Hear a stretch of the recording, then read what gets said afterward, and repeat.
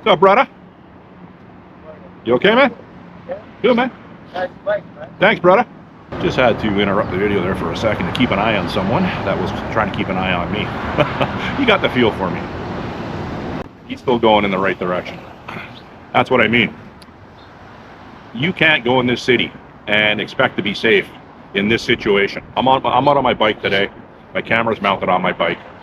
You look at my bike, my setup, you know it's a high dollar setup. But then you take a look at me, and once you start talking to me, you know that it's going to be a little tricky to get my high dollar setup away from me. And that's what he just came to the conclusion. I'm not putting him on camera. He's about a 6'2", slender black dude.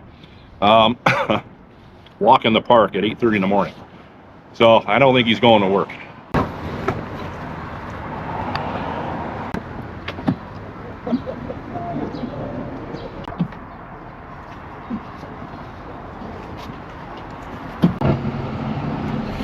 Bakery Monty. I'll show you what I got. Well, it's St. Patrick's Day for people that smoke the devil's lettuce. 420.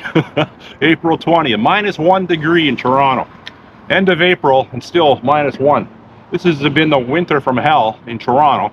If you live in other parts of the country like Winterpeg or certain parts of the prairies, I'm sure, you know, your winter was far harsher than Toronto's. But as far as Toronto weather went this year, it was the harshest on recorded record. So anyhow, show you what I got at my Monty Bakery. I think they have 2 locations in my area, and it's like a mom and pop type bakery. So I got some sort of pistachio pastry, and I got something like an apple strudel type thing, a little bit heavier, with tip. These two pastries were $13.62, over $13. So, you know, you go to Tim Hortons and you know, you're going to spend a little bit less on their pastries, but you're not dealing with the liberal filth. And what I mean by the liberal filth is the way the Liberal government has destabilized the workforce in Canada by importing people from all over the country, all over the world, namely South Asia, Indian people, to completely wash out the traditional workforce in this country. Yeah, so you're going to spend more, unfortunately, and that's another negative side effect of liberalism. You, if you want to avoid their ideologies, you got to spend more. I made my own coffee. I'm making that again too. A couple things I want to touch on in this video. The aftermath, or the follow-up to the Canada First rally that I attended on Saturday. That video got some traction as well. My channel seems to be taken off a little bit for now, so that's good. That's good that people are receiving my videos in greater numbers. It's a little more motivating for me. But yeah, there was in the comment section of my Canada First rally video, there was some good comments, and you know, a few people have pointed out, like, how come there were so many Iranian flags there? And I explained in the video, the Iranian flags were there. They're pro-regime supporters that were supporting the Canada First movement. And I've gone to a couple pro-regime, Iranian regime change rallies, and they're good people. So, you know what?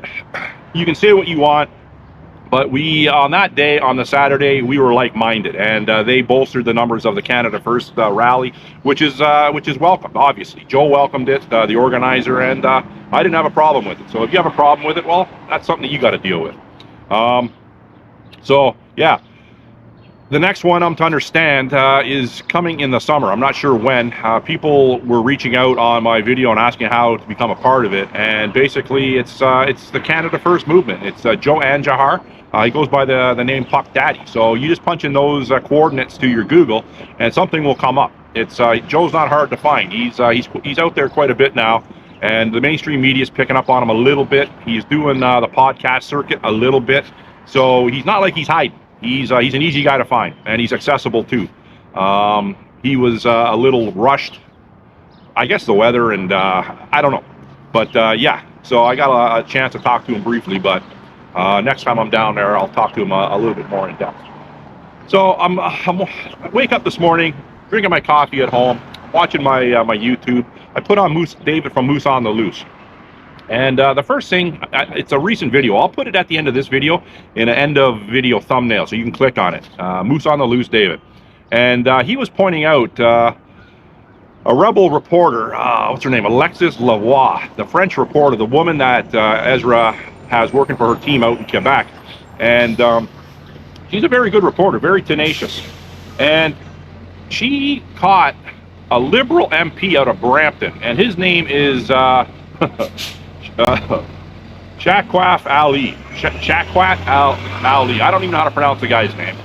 But my understanding is he's a relatively new Canadian, and he's a member of Parliament, and he represents a riding in Brampton, and he's from Pakistan. Dumb to understand.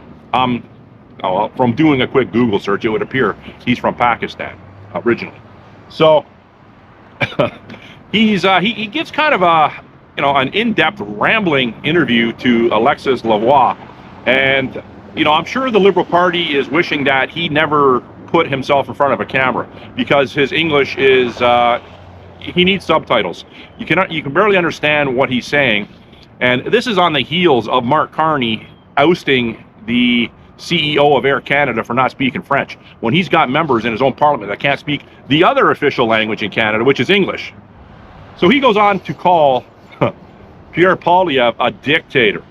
Literally, he's on video calling Pierre Poilievre a dictator.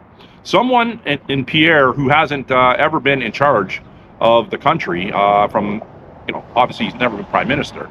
And for someone, a sitting member of parliament, to call the official leader of the opposition, a dictator, and he likened him to North Korea. And he didn't mention China, I do believe. I don't think he mentioned China. Let's face it, there's no way he's going to mention China, because China's the one who's paying him. So no, we won't mention China. I guess North Korea doesn't disperse money to the Liberal Party in Canada, so you can say bad things about North Korea, but not China. No. So watch this video at the end of my video, and yeah, like I said, it's in depth. He's got his kid beside him, and it's complete nonsensical what he says. Okay, the Liberals lie with impunity. They just come out and spread the narrative and keep online with that narrative that Pierre Poilievre's a dictator. He's Maple MAGA. He's Trump. The CBC is churning it out hardcore. CTV churning it out hardcore with the people that they keep on bringing on these panels that are paid huge amounts of money to slander Pierre Poilievre and to destabilize the Conservative Party. Pierre Poilievre was at a UFC event in Winnipeg over the weekend. Now, there's video of that out there too. It's all over the internet. It won't be on mainstream media, or maybe some parts will be. I don't watch the mainstream media, so I don't know. I should watch it more, but I can't stomach it. So, the video I watched, he's coming into the venue. I would imagine it's where the Jets, Winnipeg Jets. What do they call it? Anyhow, where the Winnipeg NHL team plays. I think they're called the Jets still. I don't know. And yeah, so he's getting people coming up to him, high-fiving him, wanting to take pictures, like very emotional, very passionate to meet Pierre Poilievre. I was fortunate enough to meet him. He's a very personable, approachable, welcoming person. So I can see where people would gravitate towards him. He's an everyday Canadian, not like the CBC paints him as a dictator that's evil. But then he went ringside, and I believe he greeted one of the winners. I believe he was a Canadian. I don't know who this guy was, but he greeted him and hugged him at ringside. He talked to Dana White. Now, the CBC, which is the propaganda wing of the Liberal Party, of course they're going to go after Pierre for that.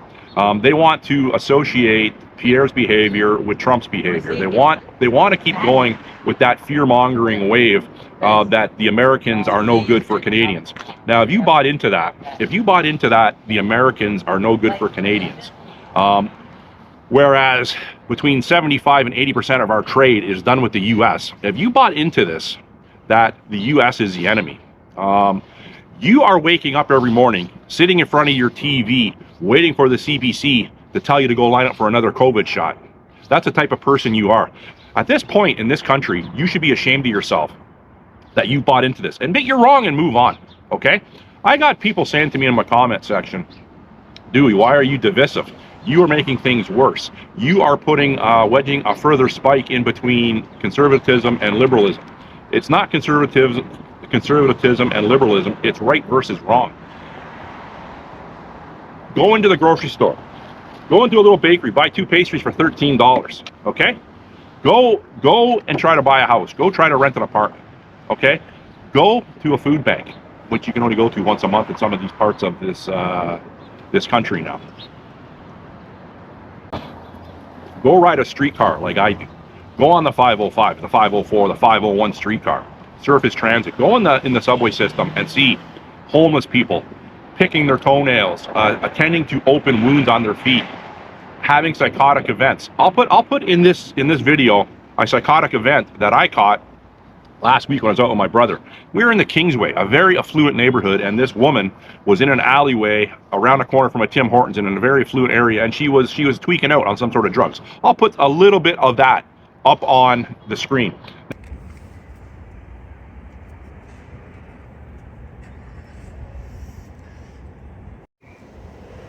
Got a woman here. It's all doing the fentanyl hunch.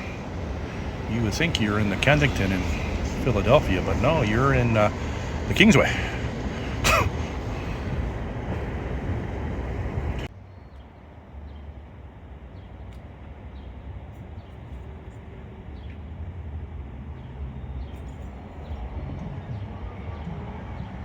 Now, for all you liberals that get out of your house in the morning, get into your Range Rover, get into your BMW, your Audi, whatever car you're driving, and you lock the doors immediately. You go to drive-throughs, you use Uber Eats, you use DoorDash, you drop your kids off at a roundabout for school, you go into an indoor soccer facility, and you don't actually interact with people. Other than the other parents that are dropping off their kids at school the odd time, or at the soccer game, hockey, dance, whatever. Give me a second. What's up, brother? You okay, man? Yeah. Good, man. Nice bike, man. Thanks, brother.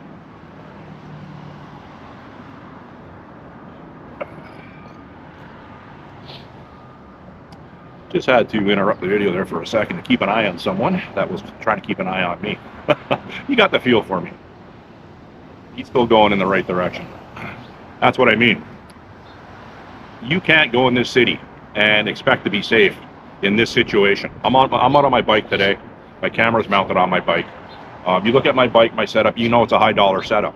But then you take a look at me, and once you start talking to me, you know that it's going to be a little tricky to get my high dollar setup away from me. And that's what he just came to the conclusion. I'm not putting him on camera. He's about a 6'2", slender black dude. Walk in the park at 8:30 in the morning. So I don't think he's going to work. He doesn't look like the type that has a job.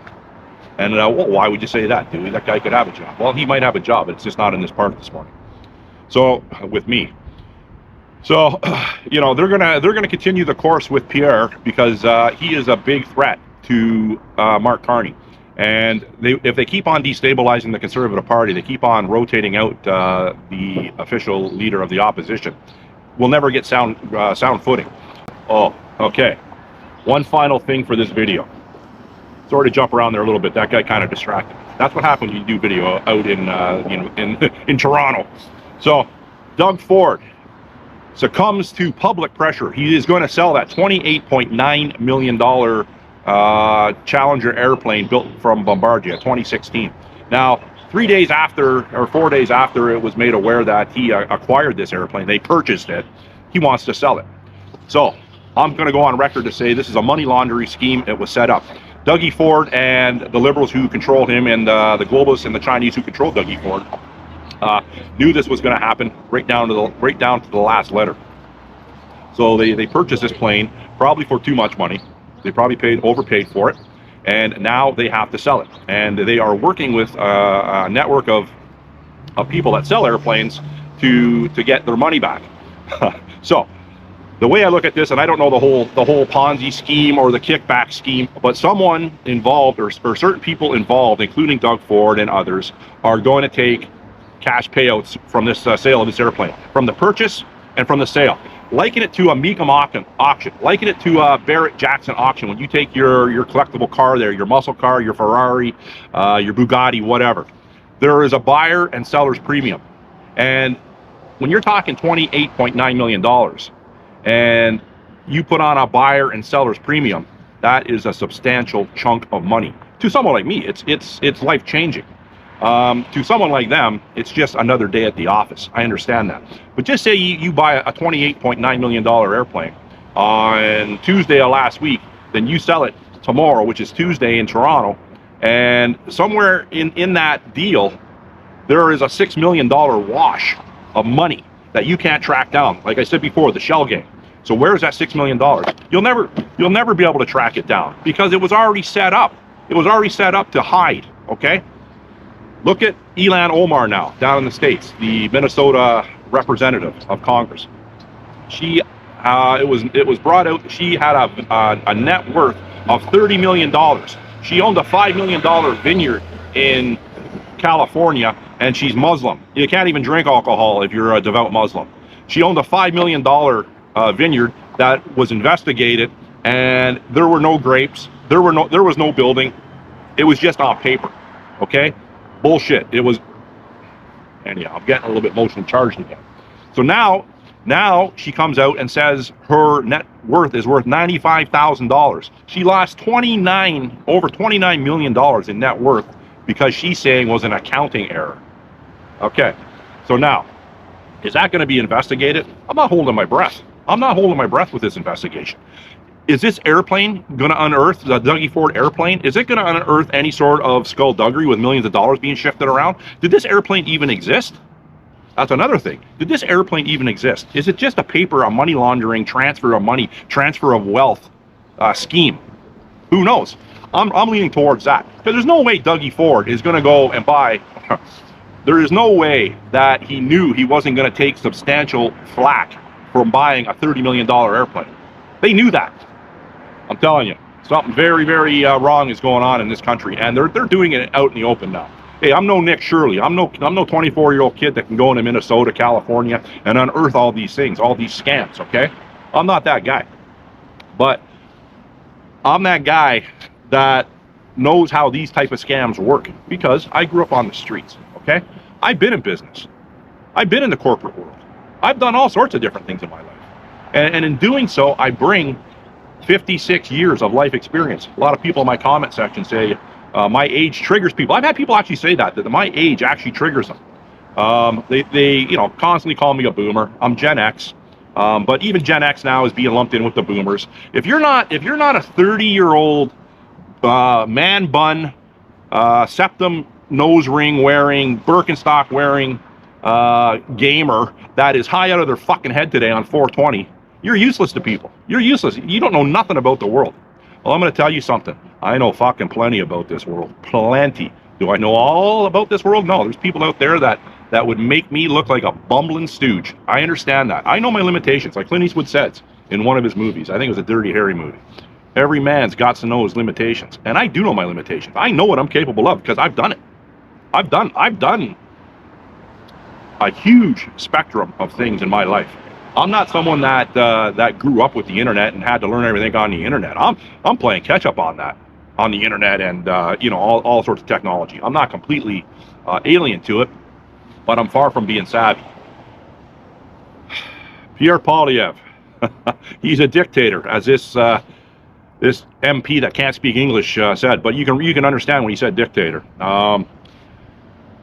The Canada First rally follow-up, by all accounts. Good outcome, good turnout, I should say. Positive outcome for the most part.